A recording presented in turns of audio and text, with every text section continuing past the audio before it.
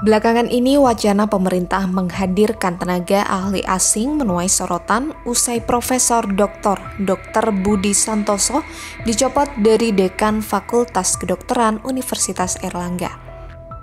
Dokter spesialis obstetri dan ginekologi itu dicopot lantaran menolak rencana Kemenkes untuk mendatangkan dokter asing ke Indonesia. Jika ditelusuri lebih dalam, sebenarnya ada banyak alasan pemerintah gigih mendatangkan dokter asing di Indonesia. Pertama, untuk meningkatkan kualitas layanan kesehatan. Menurut Menteri Kesehatan Budi Gunadi Sadikin, kehadiran dokter asing di Indonesia merupakan salah satu cara untuk meningkatkan kualitas layanan kesehatan.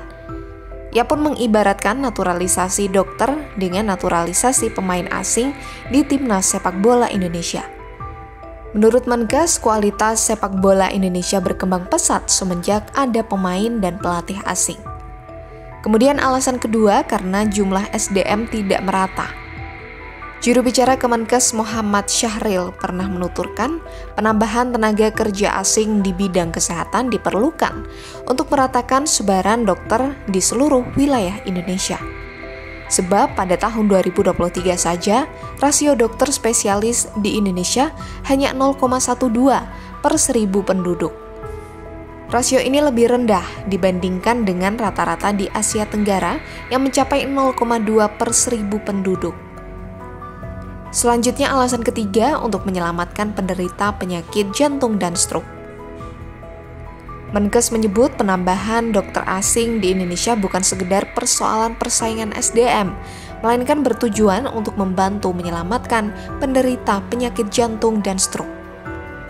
Menurut dia, kecepatan penanganan medis saat ini tidak sebanding dengan laju kasus kelainan jantung bawaan.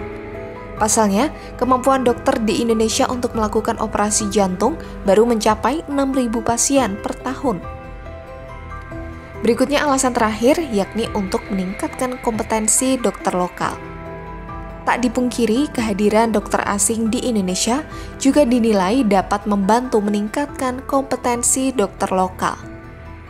Seperti contohnya saat 22 tenaga medis dari Arab Saudi ikut dalam operasi jantung gratis bagi pasien tidak mampu di Sumatera Utara pada 27 Mei 2024. Kehadiran dokter asing ini dinilai bisa memacu peningkatan kualitas dan akan mempercepat transfer ilmu pengetahuan untuk para dokter muda Indonesia. Mereka juga belajar disiplin kerja, budaya kerja, dan interaksi dengan pasien.